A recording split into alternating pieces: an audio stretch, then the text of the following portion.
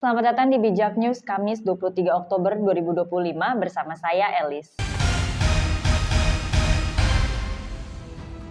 Informasi pertama, pengamat kebijakan publik Said Didu menilai proyek kereta cepat Wush penuh kejanggalan dan berpotensi merugikan negara. Ia menyebut, malam ini kita harus berterima kasih pada Bapak Luhut Binsar Panjaitan karena dia sudah menyatakan saya terima proyek ini sudah busuk. Itu pintu menjelaskan, artinya dia tahu busuknya. Sayangnya kebusukan itu tidak dihentikan, dilanjutkan juga. Luhut Binsar Panjaitan sudah mengakui proyek itu busuk namun tetap diteruskan. Sayangnya kebusukan itu tidak dihentikan, malah dilanjutkan, ungkapnya pada Selasa 21 Oktober. Ia menegaskan proyek ini tidak pernah murni bisnis to bisnis atau B2B karena Perpres 107 tahun 2015 menunjukkan pemerintah menugaskan BUMN sehingga jika merugikan harus ditanggung negara. Ia juga menuding pemindahan kerjasama dari Jepang ke Cina sebagai bentuk jebakan ekonomi. Saya kasih alasannya.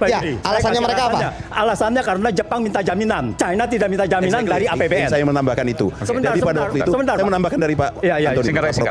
Jadi pada waktu itu yang saya dapat informasi adalah persis apa yang disampaikan Pak Prof. Yang disodorkan adalah Cina itu B2B dan tidak ada jaminan pemerintah. Itu dia. Itulah yang menjadi daya tarik dari Cina. Yang akhirnya berubah. Cina selalu G2B, bukan B2B. Mereka menjebak negara agar proyek akhirnya dijamin pemerintah, ujarnya. Ia pun menyoroti pembengkakan biaya hingga miliaran dolar yang menurutnya harus dipertanggungjawabkan Luhut, Erick Thohir, Budi Karya, dan Menteri Keuangan. Pakar ekonomi politik Ihsanuddin Nursi menambahkan, kalau Anda bilang itu menjual, saya bilang sama Anda, tesis tentang investasi asing dan pinjaman luar negeri pada hakikatnya adalah menggadaikan kedaulatan negara. Proyek ini syarat penyelundupan hukum karena awalnya diklaim B2B, tapi akhirnya melibatkan APBN. Ia menyebut proyek tersebut sebagai bukti invasi modal, teknologi, dan tenaga kerja. Cina yang membuat Indonesia terjebak secara ekonomi dan politik. Auditnya jangan hanya angka-angka, tapi audit kebijakan, karena proyek ini membuat rakyat ikut menanggung kerugian, ujarnya. Sementara ekonom Antoni Budiawan menyatakan penawaran Jepang sebenarnya lebih murah dengan bunga 0,1%, sedangkan Cina 2% atau 20 kali lipat lebih mahal. Jika kemudian pemerintah tetap menjamin proyek ini, berarti terjadi kamuflase, tegasnya. Mantan penyidik KPK, Yudi, juga mengingatkan adanya indikasi pemufakatan jahat dalam perubahan dari Jepang ke Cina. Indikasi korupsi di proyek Wush ini pasti ada, ujarnya tegas. Informasi kesehatan, 34 pria pesta gay di Surabaya ditangkap. 29 diantaranya positif HIV menurut Dinas Kesehatan setempat pada Kamis 23 Oktober. Sampai bertemu di informasi bijak berikutnya.